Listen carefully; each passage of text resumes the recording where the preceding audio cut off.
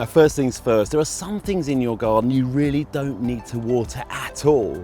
Take this lawn for example. Yes, it's yellow, it's parched at the moment, but it's not going to die. The minute it rains, it will green up again.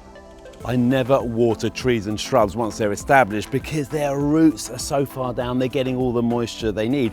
Sure, their leaves might droop a little bit in the middle of the day, but they'll be absolutely fine. And there's also perennial plants like this lovely globe thistle that is drought tolerant, doesn't need watering at all. And there's classic Mediterranean plants like lavender and rosemary that are drought tolerant too. And a plant will normally tell you if it needs water. If you can, move any pots into the shade out of the midday sun and place them on a tray. Now, that'll reduce evaporation, and when you water, the tray will catch the excess. There are some plants in your garden, of course, that will need a helping hand, but probably not as many as you think.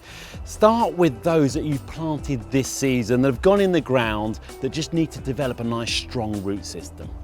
Small seedlings will also need watering too, as will edibles if you want to get a really good crop this year.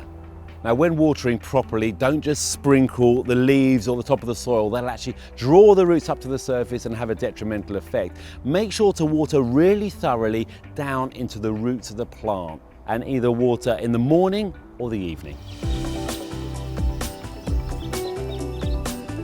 I'm going to plant these lovely cosmos out soon, but I'm going to soak them in a bucket for about an hour before I do. That'll help them on their way.